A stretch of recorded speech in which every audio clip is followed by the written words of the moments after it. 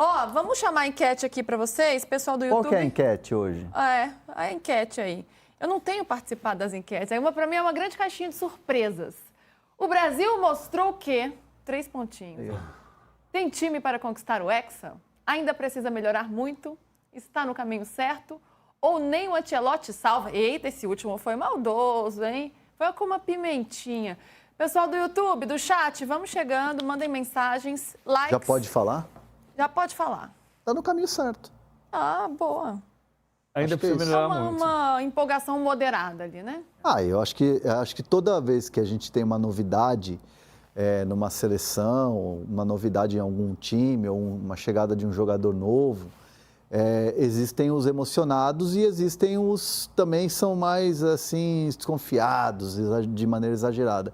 Eu acho que nessa hora a gente tem que ter o equilíbrio de pensar que foram 2 jogos, não tomou nenhum gol, fez apenas um gol, não é um futebol exuberante, maravilhoso, mas é um caminho que está sendo trilhado e que ele tem um norte. Isso a gente viu. Tem um caminho sendo traçado, isso é legal. E a gente viu a evolução de um jogo para outro e a gente vai falar sobre isso. Pevezito, você estava lá, assim como o André Hernan. É um esboço de um novo time? Temos um caminho? O que você viu ontem em loco? Um schizzo di una squadra. Sabia que ele ia meter um italiano Ou aqui. un contorno di una squadra.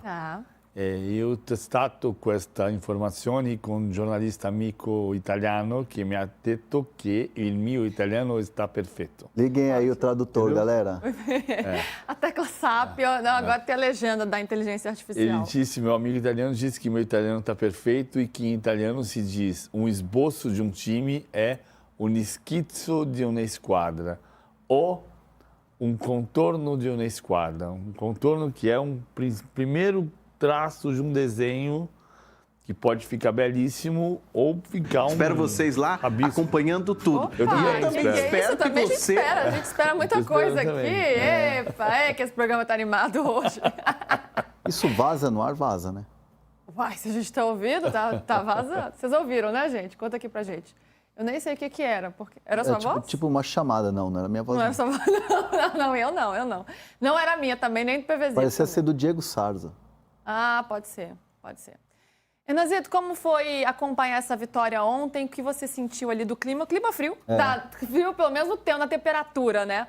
Mas a torcida ali junto com o time, como é que foi essa relação do Ancelotti com a torcida? Já teve aquele primeiro momento do mosaico, que foi um momento legal, né? Sim. Ele ficou ali sentido, um pouco emocionado. O que você viu ontem? Ontem, assim, para contextualizar, eu assisti ontem o jogo num dos camarotes lá da Arena, a convite do Diego Fernandes, que inclusive foi a pessoa que trouxe o Ancelotti para o Brasil. Pessoa chique, né, gente? E foram vários ex-jogadores, campeões mundiais de 94, campeões mundiais de 2002. Tive o privilégio de ver Bebeto e Romário juntos ali. Tive uma excelente conversa, por exemplo, com o Hernan Crespo, que veio a convite do Ancelotti. O Ancelotti convidou, eles têm uma relação muito boa, né? E o Ancelotti convidou o Crespo, que veio para cá para assistir o jogo em São Paulo. Tive uma conversa muito legal com ele sobre futebol. Então era um clima assim, muito agradável, e o clima no estádio era um clima agradável. Acho que ali teve um foquinho ou outro de confusão na entrada, com coisa de ingresso, e acho que na torcida também teve uma confusão, mas no todo, no geral, era uma torcida que estava esperando o Brasil. Obviamente, poderia ter chegado um pouco mais, ou ter criado mais chances, mas acho que o gol do Vini Júnior ali, quase no apagar das luzes do primeiro tempo, deu aquele clima de tranquilidade assim, para o Brasil, não ficou aquela coisa tensa. E eu entendo que se ele fosse para o intervalo no 0-0, não ia ter também esse clima que a gente projetava aqui, de possibilidade de clima mais tenso, de vaia e tudo mais. Era uma torcida brasileira em São Paulo, que normalmente é mais crítica, zen, assim, suave. Eles estavam lá para ver a novidade de Ancelotti, esperar um resultado positivo para classificar o Brasil para a Copa, mas sem muito olhar crítico. O Paraguai até chegou a atacar, é um bom time, a gente também vinha falando sobre esse momento da seleção paraguaia com o Alfaro, mas a seleção brasileira fez o que precisava fazer e acho que passou no exame.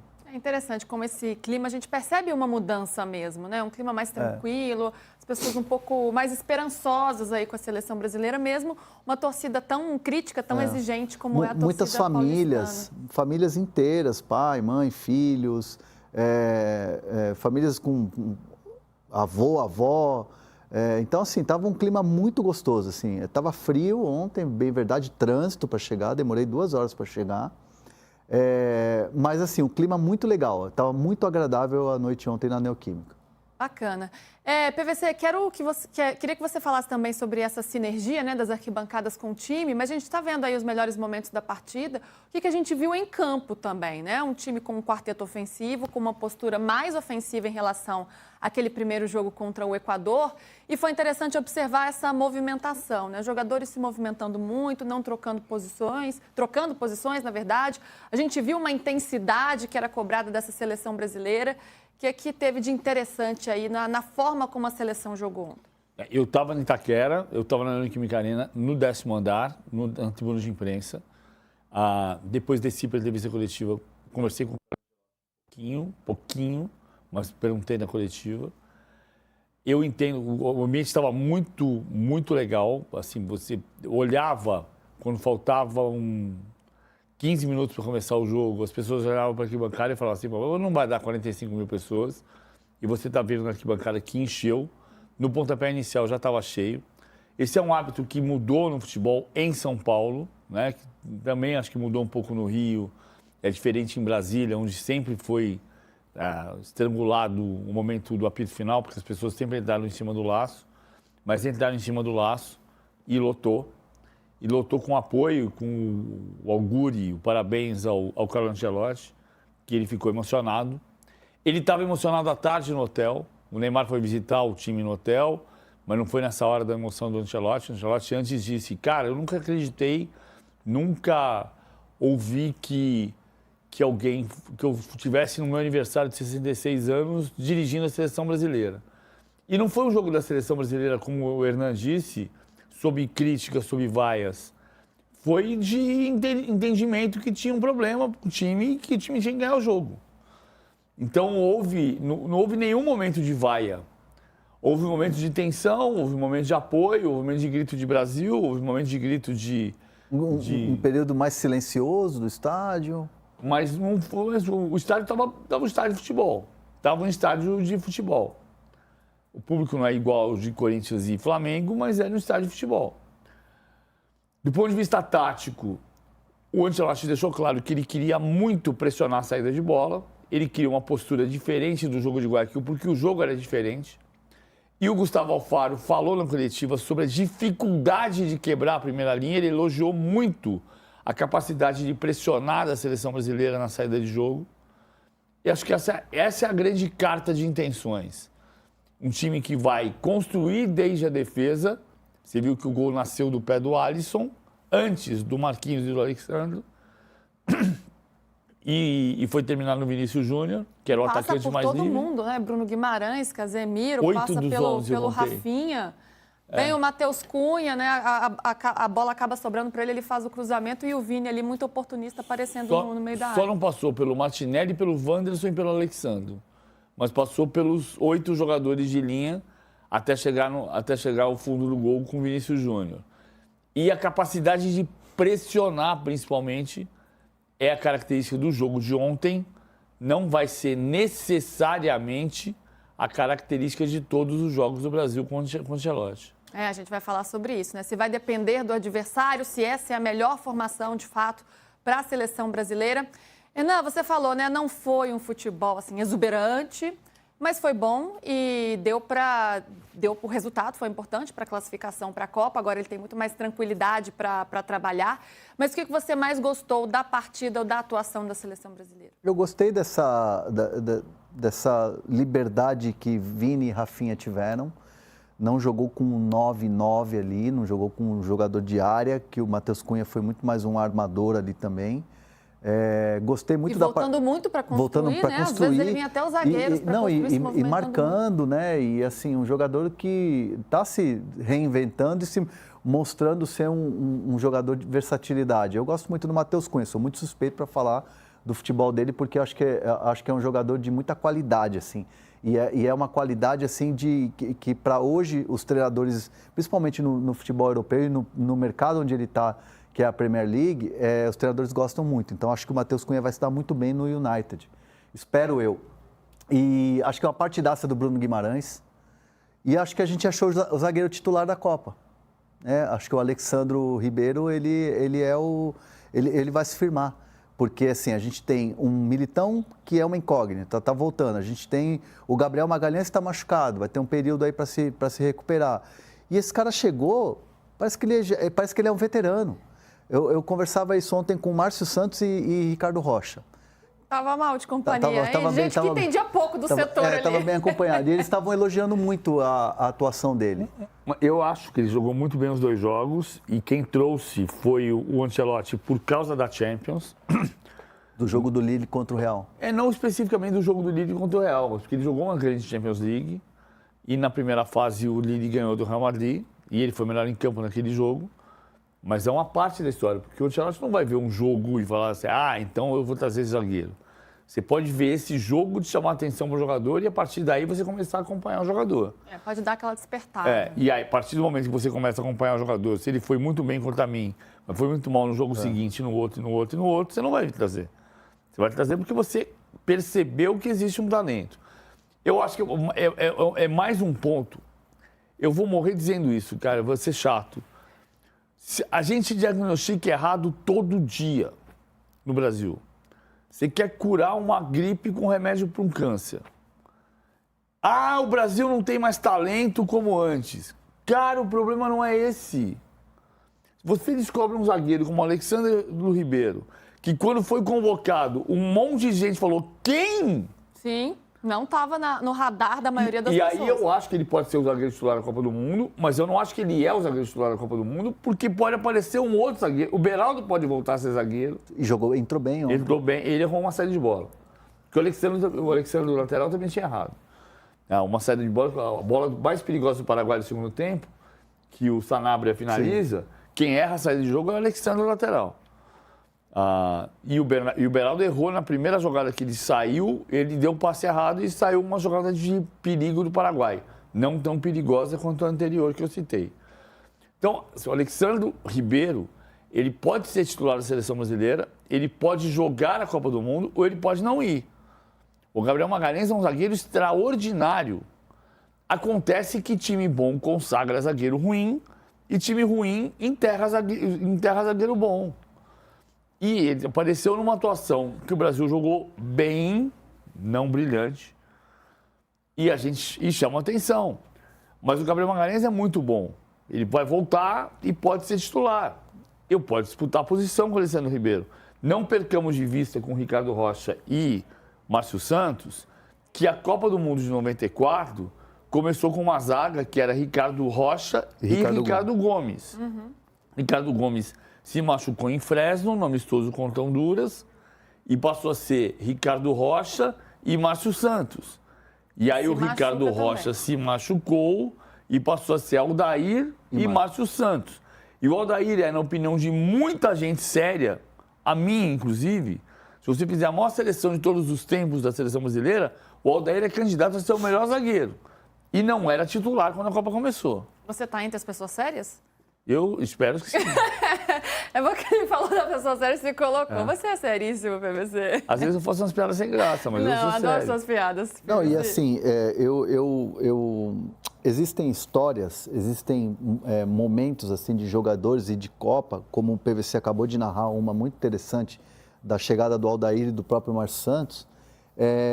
Às vezes a gente vê como é legal o esporte, né? Como é legal o futebol, né? Porque a gente não conhecia. Eu me arrisco a dizer um jornalista que fala, nossa, eu vi vários jogos do Lille, eu sei quem ele é. Pode até conhecer. Uhum. Eu sei quem é, Alexandre, assim, assado e tal. Mas eu nunca tinha ouvido falar dele. Para ser bem sincero para vocês, eu não vou ficar dando migué aqui, não preciso disso. Nunca tinha ouvido falar desse garoto, desse zagueiro. E comecei a acompanhar. E aí você começa a conversar. E você começa a conversar com gente da posição. Ele, de fato, ele está muito bem. Pô, o cara parece que está veterano, 30 jogos aí de seleção, já disputou Copa, tá muito bem. São 2 jogos ainda? São 2 jogos, mas acho que são 2 jogos que, de um treinador novo, de uma seleção que precisava classificar, de uma seleção que era mais importante não perder, e um sistema defensivo onde ele faz parte, o time vai embora para casa feliz, classificado para a Copa, sem tomar gols, eu acho que dá uma confiança que é um caminho sem volta. E é um cartão de visitas, né? Um belo cartão de visitas. Nos 2 primeiros jogos do treinador, ele chega e mostra essa segurança, né? Como o Hernan está dizendo, parece um veterano jogando muito sólido ali. E tem uma outra situação que o PVC também colocou de time ruim, às vezes consagra zagueiro bom. Como é que é? Eu falo para zagueiro, que é melhor, mas eu falo para jogador. Essa frase, depois que eu não estiver mais aqui, você vai lembrar que foi eu que falei. Time bom consagra zagueiro ruim. Time ruim enterra zagueiro bom. Time bom consagra jogador ruim. Sim. Time ruim enterra jogador bom. O Brasil era um time ruim e, para mim, o Murilo foi massacrado. É verdade. O Murilo foi massacrado. O Murilo é um extraordinário jogador. É um jogador, não à toa, colocado como um dos principais zagueiros da Premier League. Muito bom jogador. E, assim, teve gente que eu vi, assim, na rede social e vi em outros lugares, gente falando que ele estava acima do peso. Absurdo isso. E, infelizmente, o Murilo pegou um momento em que a seleção não estava bem, o time era ruim. E aí ele acabou sendo prejudicado. Ficando marcado. Não sei se ele vai voltar com o Ancelotti, não sei se dá tempo até a Copa. Poderia dar tempo, porque acho que ele mereceria essa chance. Mas é curioso você ver, um cara que aproveita a chance, ganha confiança, pode ser zagueiro titular da Copa, e outro jogador que... Ele vai ter que remar de novo. Vai ter que remar tudo de novo. Mas a gente vai lembrar também que o Brasil tomou 4-0 do Chile em 87, e jogadores da Copa de 87, da Copa América de 87, estavam na Copa do Mundo de 94. Ricardo Rocha estava. Você vai pegar... O Brasil tomou 4-0 da Dinamarca em 89, e jogadores do 4-0 da Dinamarca estavam em 94. É que você tem que diminuir para começar de novo. Sim. E quando os jogadores de 94, né, ficaram marcados em 90 também, o próprio maior símbolo disso, o Dunga. Mas futebol tem dessas histórias, né? Algumas oportunidades que a pessoa pega e se consagra, e outros que acabam sendo prejudicados por algo coletivo e aí ficam marcados por isso. Futebol tem dessas. E o Alex, né, realmente aproveitou muito bem a oportunidade. Técnico, né? Ele é ambidestro, ele joga com as duas, ele praticamente começa ali a jogada do gol. Muito legal. PVC, vamos falar ofensivamente sobre esse time, como esse time se comportou? Porque a gente teve esse quarteto ofensivo e foi aquele desenho, claro, eles se movimentando muito, mas como a gente imaginou aqui ontem, né? Com o Vini mais centralizado, com o Martinelli ali pelo lado esquerdo, o Wanderson apoiando muito pelo lado direito, em alguns momentos formava até uma linha de 5 ali na frente. Como que esse time funcionou ali na frente com o Rafinha também e com o Matheus Cunha, não sendo esse 9, mas sendo esse jogador que vem até atrás para conduzir essa bola? Quer ver um desenho? Vamos ver a prancheta já? Vamos. Então vamos, bora. É mais fácil. O segundo campinho a gente vai ver que a gente vai repetir o que a gente falou ontem. Saída de jogo. Primeiro, a pressão. Isso aqui tá grosso modo, tá? Ninguém tá subindo o tempo inteiro assim. A pressão é ordenada. Quando você vai fazer marcação-pressão, hoje em dia, você marca individual. Cada um marca o seu, muitas vezes sem sobra atrás. Ou às vezes sobra um. Pode sobrar o Alexandre Ribeiro e o Marquinhos vem subir para marcar. Ou sobra o Marquinhos e o Alexandre vem para controlar o Sanabria. Então eu fiz grosso modo. A grande característica do jogo de ontem foi a pressão. A capacidade de asfixiar o Paraguai na saída de jogo. Foi a marca registrada do jogo de ontem. O Ancelotti falou sobre isso na coletiva. Não disse que vai ser sempre assim. Na movimentação, 3, às vezes 2. O Alexandre se mandava. Às vezes, quando o Alexandre se mandava, quem vinha fazer saída de 3 era o Bruno, não era o Casemiro. Muitos momentos a gente viu o Bruno Guimarães pela direita, Marquinhos centralizado, Alexandre pela esquerda. Boa partida do Bruno Guimarães, né? Grande partida do Bruno Guimarães. Muito boa. No desarme, na construção, passe. Talvez a melhor dele com a camisa da seleção? Acho que ele já fez outras boas partidas. O Bruno Guimarães é um jogador que tem a dificuldade de não ter uma torcida de Flamengo, Vasco, Palmeiras, Corinthians, São Paulo, porque jogou no Atlético Paranaense e quem defende ele é a torcida do Atlético Paranaense. Era o caso do Elber no passado. Você não tem uma torcida que te fala, não, mas eu sei que ele é bom. Então tem que ver que ele é bom para entender como ele é bom. Interessante esse ponto de vista. Bom, o jogo 3-2-5. Wanderson dá largura para o campo pela direita, Martinelli pela esquerda. Houve momentos de mudança, a tática não é estática, o Vinícius escapava para a esquerda, o Martinelli vinha por dentro, o Matheus Cunha fez jogada de ponta direita como uma jogada do gol, mas era esse o desenho para atacar. O desenho sistema tático, se o esquema é o sistema em movimento, o sistema tático é o campinho 2 que a gente falou ontem. Acho mais provável que seja assim. Lembra que a gente disse? Duas linhas de quarto, Wanderson, Marquinhos, Alexandre, Ribeiro, Alexandre, Rafinha, Guimarães, Casemiro, Martinelli, Matheus Cunha e Vinícius Júnior. E importante, a conversa do 10, né? Quem é? Precisamos de um número 10. Quem é o número 10 da seleção? É o Vinícius Júnior. O Vinícius Júnior jogou como o homem mais livre do sistema. O Matheus Cunha participava mais, tinha mais obrigação de abrir o flanco quando o time recuperava a bola, de voltar para fazer o controle da posse de bola. O atacante mesmo, não é centroavante, era o Vinícius. Foi um Vini que, por esse posicionamento, por essa liberdade e também por essa tranquilidade que Ancelotti dá para ele, será que está mais no caminho para mais perto do Real Madrid, que a gente vê o Vini no Real Madrid? Né? É um caminho para ele chegar a ter esse nível de atuação na seleção? Do nível de um Vinícius Júnior que acaba sendo determinante e muito importante para, sei lá, para a passagem de um Real Madrid para a final de uma Champions, acho que ainda não. Mas acho que pega um caminho legal.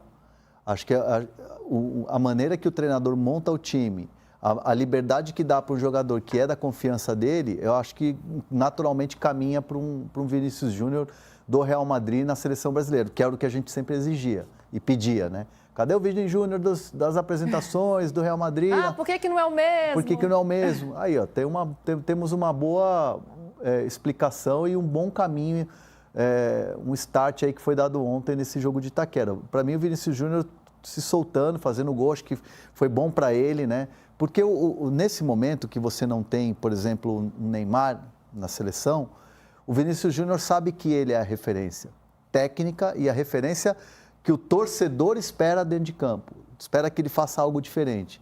E o fato dele colecionar atuações não muito boas, médias, outras ruins e tal, junto com a seleção como um todo, acho que ele marcando esse gol, acho que tira um pouco dessa ansiedade, acho que dá para ele uma confiança. Acho que daqui para frente a gente pode ver um Vinícius Júnior bem diferente com o Ancelotti. E marcar o gol para ele foi importantíssimo.